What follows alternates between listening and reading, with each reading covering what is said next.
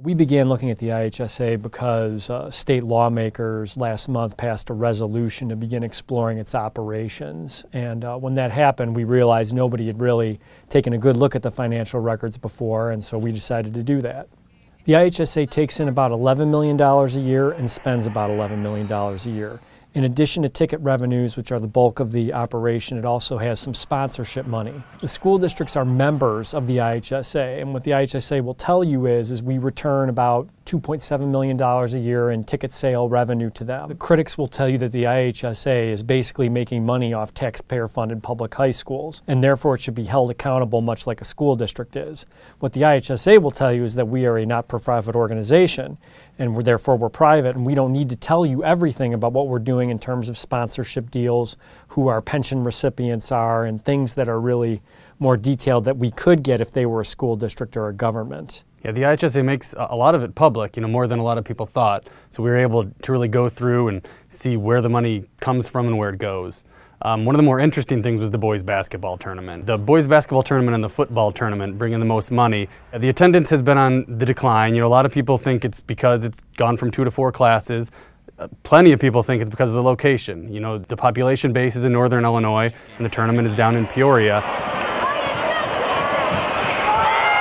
As a result of the declining attendance, the amount of money the IHSA is making off the tournament is down too. In 2006, the tournament made $1.58 million for the IHSA. In 2013, that's down about $500,000, down to $1.1 million.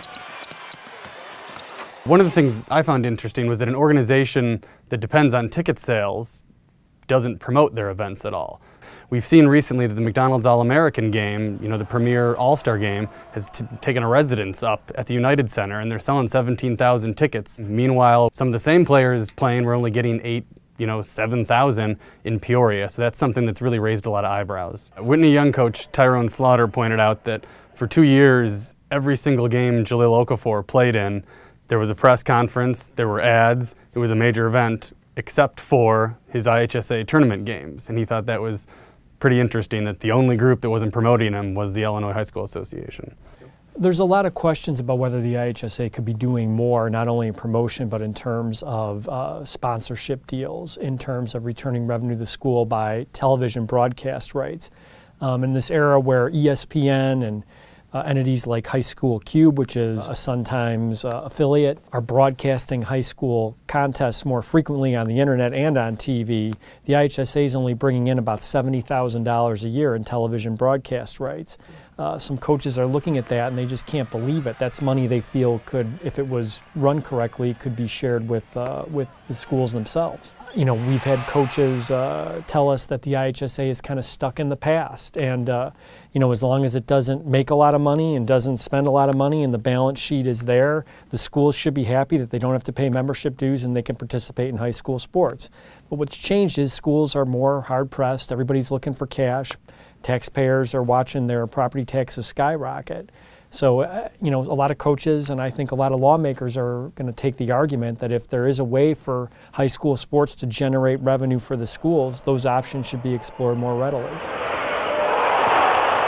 The IHSA evolved in a way where it was looked at kind of a scholastic school-type organization. It's governed by an 11-member board of directors of high school principals. The difference here is that the IHSA is not a government body.